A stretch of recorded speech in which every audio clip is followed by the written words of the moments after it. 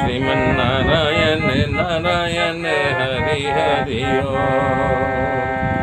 श्रीमन्नारायण नारायण हरि हरि ओम। श्रीमन्नारायण नारायण हरि हरि ओम। मेरे मित्रों, यहाँ से आज से 10वां स्कंद शुरू हो रहा है। 8वां स्कंद में वासना की निवृत्ति के बारे में बताया गया और हृदय में कृष्ण कामना। 9वें स्कंद में कृष्ण की कामना मतलब कि ऐसा नहीं बताया गया रहस्य कि सिर्फ हृदय में कृष्ण के अलावा कुछ न हो, जिसको जो निरोध भी कहते हैं। मतलब कोई चीज़ को रोक दिया जाए और जो अंदर है वही रही, बाकी कुछ न आए, उसे निरोध लीला कहते हैं।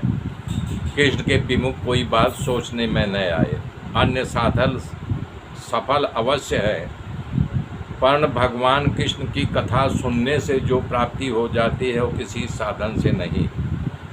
इसलिए दृढ़ता पूर्वक स्थिर और रत हो जाता है, प्रेम प्रफुल्लित मन हो जाता है, ते अन्यत्र नहीं जाता। इतना ही नहीं, हृदय में पधारे प्रभु फिर कहीं अन्यत्र नहीं जाते।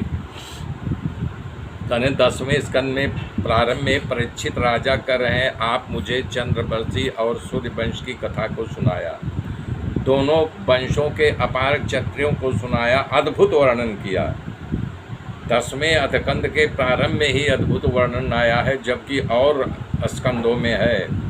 12वां स्कंद में है, 7वें स्कंद में है कि अद्भुत लीला का वर्णन है, लेकिन इस 10वें स्कंद के शुरुआत में ही अद्भुत लीला का वर्णन कर रहे हैं। परीक्षित जी कर रहे हैं, स्वभाव से धर्मशील, धर्म की मर्यादा में रहने वाले यदु महाराज के वंश में बलराम सहित अवतार लेकर के भगवान श्री की जो लीला चरित्र किया वो मुझे सुनाओ। परीक्षित एक दूसरी बात भी कही है, संत महात्माओं की तृष्णा की प्यास शांत हो गई है और जीवन मुक्त बन गए हैं, फिर भी कृष्ण कथा सुनने से अतृप्ति का अनुभव करते हैं। सुनते जाओ मन भरता नहीं, इसलिए अतृप्ति कि तृप्त नहीं होता है यानी कृष्ण कथा सुनने से। उस कृष्ण का आप मुझे परिचय कराओ, कथा सुनाओ, जो कथा मुमुक्षुओं के लिए परम औषधि या रामबाण का इलाज है। वो कृष्ण मेरे कुलदेव हैं। उस कृष्ण का आप मुझे परिचय कराओ, कथा सुनाओ, जो कथा मुमुक्षुओं के लिए परम औषधि या रामबाण का इलाज है। वो कृष्ण मेरे कुलदेव हैं। आपको पता है, जब मैं माता के गर्भ में था तो अश्वत्थामा मेरे विनाश के लिए बाण मार दिया था, तो वही कृष्ण मेरी रक्षा किए हुए हैं। महाभारत रूपी महायुद्ध में कौरवों की अपार सेना में भीष्म, द्रोण आदि महा तिमिलांगों, मतलब तिमिल एक बड़ी मछली होती है, तो इसी प्रकार से बोल रहे हैं ये सब धुरंधर लोग थे। तो कृष्ण के चरण रूपी नौका में बैठ कर के सेना रूपी दरिया को सहज में हमारे दादा यानी पांडव लोग पार कर गए। ये मानव सहज में पार कर लेता, उसी तरह जैसे गाय के बछड़े का खुर हो, उसको एक छलांग में कोई भी मानव पार कर जाता है, उसी प्रकार कृष्ण की कृपा से हमारे दादा लोग सहज में ही पार कर गए।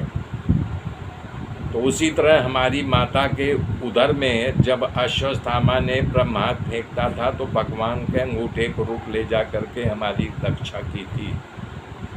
तो मुझे कथा सुनाओ। सुखदेव जी खूब विचार करके कर रहे हैं कि परीक्षित 8 ही प्रश्न क्यों पूछे। तो इसमें संतों ने कहा है कि भगवान 24 अवतार है, जिसमें से 10 प्रमुख है, जिसमें से 8वां भगवान कृष्ण का अवतार है। तो प्रकृति 8 प्रकार की होती है, जिससे चर्चा कर चुका हूँ। भगवान प्रकृति से परे हैं। भगवान श्री कृष्ण का जन्म 8वें के दिन के हुआ था, इसलिए 8 ये अलग अलग संतों का अलग अलग मत है।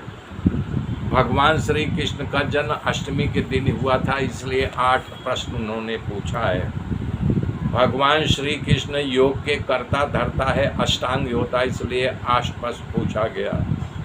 अपने यहाँ अष्ट सिद्धि का वर्णन है, इसलिए 8 प्रश्न पूछा गया है। एक दिन में 8 प्रहर होता है, 24 घंटे का दिन रात मिला कर होता है, 3-3 घंटे का एक प्रहर होता है, तो 8 प्रहर 8 3 24 घंटे मेरे मृत